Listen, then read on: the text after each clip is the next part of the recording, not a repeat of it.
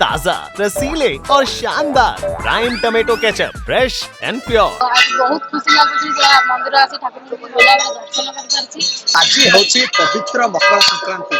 ବେଶ ଚଳଚଞ୍ଚଳ ବାବା ଧବଳେଶ୍ୱରଙ୍କ ପୀଠ।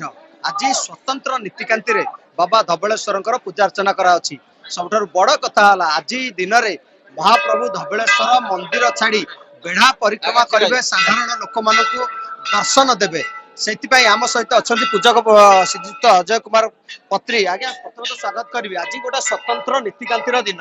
ଆଜି ପ୍ରଭୁ ମନ୍ଦିର ଭିତରୁ ଆସିବେ, ସାଧାରଣ ଭକ୍ତଙ୍କୁ ଦର୍ଶନ ଦେବେ। ସ୍ୱତନ୍ତ୍ର ନୀତିକାନ୍ତିରେ ପୂଜାର୍ଚ୍ଚନା, ସ୍ୱତନ୍ତ୍ର ବେଶ କେମିତି ରହିଥିଲା? ଜୟ ବାବା ଧବଳେଶ୍ୱର। ଆଜି ହେଉଛି ପବିତ୍ର ମକର ସଂକ୍ରାନ୍ତି। ଯେହେତୁ ସୂର୍ଯ୍ୟ ନାରାୟଣଙ୍କର ଆଜି କକ୍ଷ ପରିବର୍ତ୍ତନ ଉତ୍ତରାୟଣ ହୋଇଥାନ୍ତି, ସେଥିଲାଗି ମକର ସଂକ୍ରାନ୍ତି ବ୍ରତ ପାଳନ କରାଯାଇଥାଏ।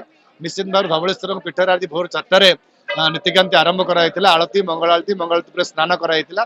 ସ୍ନାନ ପରେ ସୁବାସିତ ଜଳ ସ୍ନାନ କରାଯାଇ ପ୍ରଭୁଙ୍କୁ ମକର ଚାଉଳ ଏବଂ ବିଭିନ୍ନ ପ୍ରକାର ଫଳ ପୁଷ୍ପରେ ପ୍ରଭୁଙ୍କୁ ସଜ୍ଜିତ କରାଗଲା। ତା ସହିତ ଅନ୍ନ, ଡାଲମା, କ୍ଷୀରି, ଖେଚେଡ଼ି ବିଭିନ୍ନ ପ୍ରକାର ଭୋଗ ଲାଗି କରାଗଲା। ଯେହେତୁ ମକର ସଂକ୍ରାନ୍ତି ଆଜି ପ୍ରଭୁଙ୍କ ପାଖରେ ଏକାଦଶୀ ଏବଂ ମକର ସଂକ୍ରାନ୍ତି ଦୁଇଟା ଏକ ତିଥି ବହୁତ ବର୍ଷ ପୂର୍ବେ ଆଜି ଦିନ ଯେହେତୁ ଲାଗି ଅଛି, ସେଥିଲାଗି 12:30ରୁ 1ଟା ମଧ୍ୟରେ ଧବଳେଶ୍ୱର ପୀଠରେ ସେଇ ମକର ଚାଉଳ ଭୋଗ ଲାଗି କରାଯିବ। ତା ସହିତ ଦିନ 2ଟାରେ ଯେ ଚଳନ୍ତି ପ୍ରତିମା ଚନ୍ଦ୍ରଶେଖର ମହାପ୍ରଭୁ ଅଛନ୍ତି, ସର୍ବସାଧାରଣ ଭକ୍ତମାନଙ୍କୁ ଦର୍ଶନ ଦେବା ନିମନ୍ତେ ବେଢ଼ା ପରିକ୍ରମା କରିବେ ଏବଂ ଯାହା ନୀତିକାନ୍ତି ରହିଛି ପ୍ରଶାସନ ସହିତ ଆଲୋଚନା କରାଯାଇଥିଲା। ଆଲୋଚନା ପରେ ନୀତି ନିର୍ଘଣ୍ଟ ଅନୁସାରେ ସମସ୍ତ ନୀତିକାନ୍ତି ସମାପନ କରାଯିବ। ଆଜି ହେଉଛି ଗୋଟେ ପବିତ୍ର ଦିନ, ସେ ଦୁର୍ଲଭ ଭୋଗ, ଯୋଉ ଭୋଗ ମକର ସଂକ୍ରାନ୍ତିରେ ମକର ଚାଉଳ। ସବୁଠାରୁ କିଭଳି ମକର ଚାଉଳ ପ୍ରସ୍ତୁତ କରିଥାନ୍ତି, ତାକୁ କେତେବେଳେ ଲାଗି କରାଯିବ ପ୍ରଭୁଙ୍କ ପାଖରେ ଆଜି ସ୍ୱତନ୍ତ୍ର ନୀତିକାନ୍ତି? ଦେଖନ୍ତୁ, ଆକୁ ପୂଜକ ପରିବାର ତରଫରୁ ପୂଜକର ଯୋଉମାନେ ରହିଛନ୍ତି, ଧବଳେଶ୍ୱରଙ୍କ ସେବାକାରୀ ରହିଛନ୍ତି, ସେମାନେ ନୀତିକାନ୍ତି ରହି ତାଙ୍କର ଆଜି ମକର ଚାଉଳ ଯେହେତୁ 12:30ରୁ 1ଟା ମଧ୍ୟରେ ଏଇ ବର୍ଷକୁ ଥରେ ମକର ଚାଉଳ ଭୋଗ ଲାଗି କରାଯାଏ। ଆଜି ନିଶ୍ଚିତ ଭାବରେ ପ୍ରଭୁଙ୍କ ପାଖରେ ମକର ଚାଉଳ ଭୋଗ ଲାଗି କରାଯିବ ଏବଂ ସର୍ବସାଧାରଣ ବଣ୍ଟନ ନିମନ୍ତେ ମଧ୍ୟ ବ୍ୟବସ୍ଥା କରାଯାଇଛି। ଆଜି ଗୋଟେ ପବିତ୍ର ଦିନ ଏବଂ ଦୀର୍ଘ ବର୍ଷର ବ୍ୟବଧାନ ପରେ ବାହାରେ ଧବଳେଶ୍ୱରଙ୍କ ବାହାରେ ଆଜି ହରି ଅଛନ୍ତି। ଆଜି ହର ମଧ୍ୟ ମନ୍ଦିର ଭିତରକୁ ବାହାରିବେ।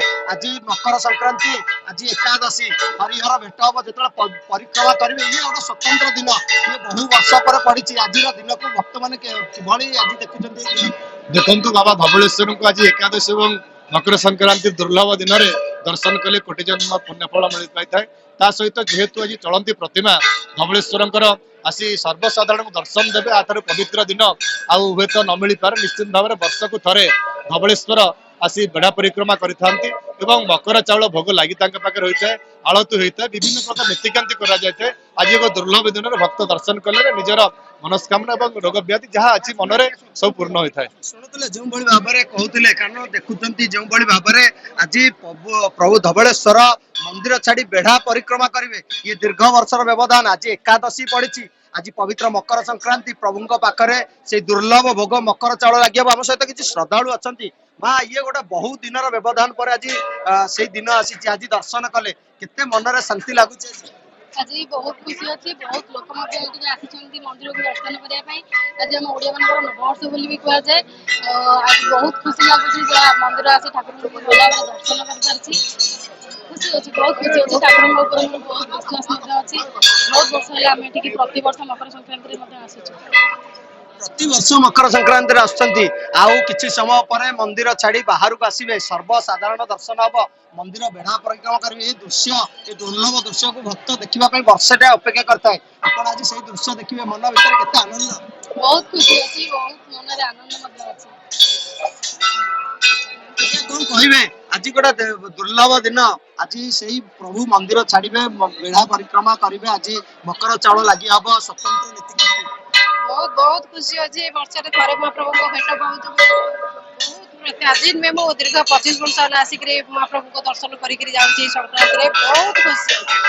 ନିଶ୍ଚିନ୍ତ ଭାବେ ଭକ୍ତ ଶ୍ରଦ୍ଧାଳୁ ମାନେ ବହୁତ ଖୁସି ଅଛନ୍ତି। କ୍ୟାମେରା ପର୍ସନ ଅନୁରୋଧ କରିବି, ଇଏ ହଉଛି ବେଢାର ଦୃଶ୍ୟ। ମନ୍ଦିର ଆଗରେ ମୁଖ ଦ୍ୱାର ଦୃଶ୍ୟ ଦେଖୁଛନ୍ତି କେଉଁଭଳି ଭାବରେ ସମୟ ଯେତିକି ବଢୁଛି, ଭକ୍ତ ଶ୍ରଦ୍ଧାଳୁ ମାନଙ୍କ ଭିତରେ ଉତ୍ସାହ ସେତିକି ବଢୁଛି। ଲମ୍ବା ଧାଡିରେ ଭକ୍ତ ଶ୍ରଦ୍ଧାଳୁ ମାନେ ଆସି ବାବାଙ୍କୁ ଆଜି ଦର୍ଶନ କରୁଛନ୍ତି। ଆଜି ସ୍ୱତନ୍ତ୍ର ନୀତିକାନ୍ତିରେ ପ୍ରଭୁଙ୍କ ପାଖରେ ପୂଜାର୍ଚ୍ଚନା ଚାଲିଛି। ଯଦି ସୁରକ୍ଷା ବ୍ୟବସ୍ଥା କଥା କହିବା, ଯେହେତୁ ବିସ୍ତୀର୍ଣ୍ଣ ମହାନଦୀ ମଧ୍ୟ ଭାଗରେ ବାବା ଧବଳେଶ୍ୱର ରହିଛନ୍ତି, ସେଥିପାଇଁ ଅଗ୍ନିଶମ ବିଭାଗ ମଧ୍ୟ ଯେହେତୁ ମହାନଦୀ କାଳେ ଭକ୍ତମାନେ ଯିବେ, ସେଥିପାଇଁ ଅଗ୍ନିଶମ ବିଭାଗ ନିୟୋଜିତ ହୋଇଛନ୍ତି। ବିଭିନ୍ନ ସ୍ଥାନରେ ପୋଲିସ ମୁତୟନ ହୋଇଛନ୍ତି। ଲମ୍ବା ବ୍ୟାରିକେଡରେ ଆସି ଭକ୍ତ ଶ୍ରଦ୍ଧାଳୁ ମାନେ ଦର୍ଶନ କରୁଛନ୍ତି। ଆଉ ମାତ୍ର କିଛି ସମୟର ଅପେକ୍ଷା, प्रभु मंदिर छाड़ी बाहर को आसबे एवं बेढ़ा परिक्रमा करेंगे प्रभु पाखर प्रिय भोग मकर चाउल लगी हम। धवलेश्वर पीठर नीलकंठ द्वारा। अच्छे टमाटर होंगे पार, दागदार हो गए बाहर, ज्यादा पकने वालों की हो गई हार। ताजा रसीले प्राइम का दावेदार prime tomato ketchup, fresh and pure.